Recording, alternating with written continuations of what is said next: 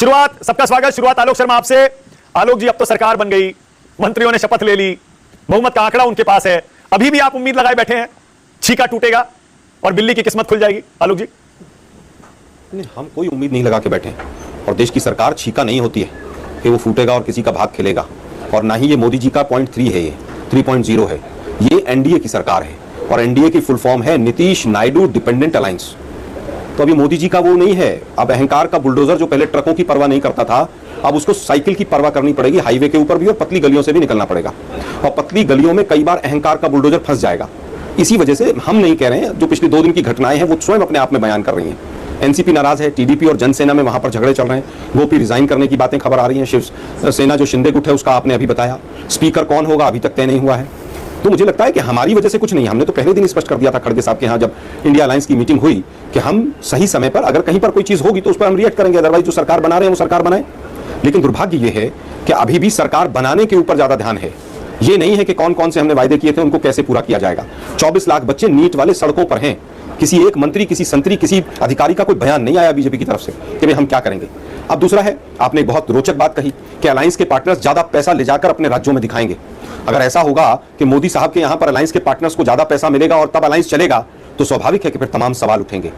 तीसरी चीज यह है कि स्पीकर अगर बीजेपी का बनता है, आप हो सकता है जिस व्यक्ति का नाम ले रहे हो वो बन जाए, लेकिन कोई भी मोदी जी की सरकार में दोबारा स्पीकर अभी तक तो बना नहीं और नहीं बनेगा। जहां तक मेरा आकलन है, कोई ना कोई डमी आएगा, तीसरा व्यक्ति जो विपक्ष को बोलने नहीं देगा।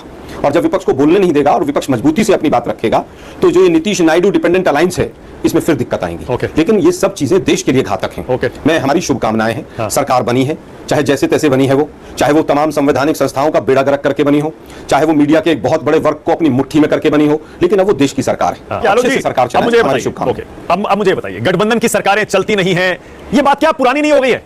अगर आप ज्यादा पीछे मत जाइए, आप वाजपेयी जी की सरकार ले लीजिए, 99 वाली, 99 से शुरू करिए, 99 से 2004, 2004 से 2009, 9 से 14, गठबंधन की सरकारें अपना कार्यकाल पिछली 3 सरकारों में पूरा करके आई हैं। ऐसे में आप ये क्यों मान रहे हैं कि मोदी जी नहीं चला पाएंगे गठबंधन की सरकार? नहीं, मैं नहीं मानता हूं कि कौन सरकार चला पाएगा कि नहीं चला पाएगा।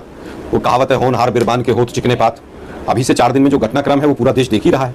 मैंने तो नहीं कहा कि वो चला नहीं पाएंगे, लेकिन ये अटल बिहारी वाजपेयी जी नहीं है, ये तो मतलब अहंकार के शहंशाह हैं। लेकिन अच्छी बात यह है कि वो 4 ड्रेस नहीं बदल रहे हैं जब से वो सत्ता में आए दोबारा। जनता ने उनके अहंकार को तोड़ा है, ये समझना होगा। सुप्रीम कोर्ट में पिटीशंस फाइल हो गई है ईवीएम को लेके, जिसमें बनारस का भी उल्लेख है।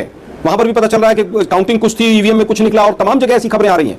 तो जिस तरह से सरकार बनी है वो पूरा देश देख रहा है, लेकिन हम लोकतंत्र का सम्मान करते हैं। अब तो ईवीएम छोड़ दीजिए आज भी। अब तो इंडिया गठबंधन इतना मजबूत हो गया, आपकी सीटें डबल हो गई, अब तो छोड़ दीजिए ईवीएम।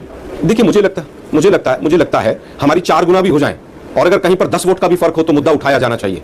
लेकिन शायद इस लाइन को, जो मेरी लाइन है, इसको शायद मीडिया के साथ ही भूल गए। मीडिया के साथियों को तो लगता है बस सरकार बन गई तो मौज हो गई, बस अब कुछ नहीं, अब कोई बात नहीं होनी चाहिए। मानक जी, आप जैसे वरिष्ठ पत्रकारों के मुंह से शोभा नहीं देती।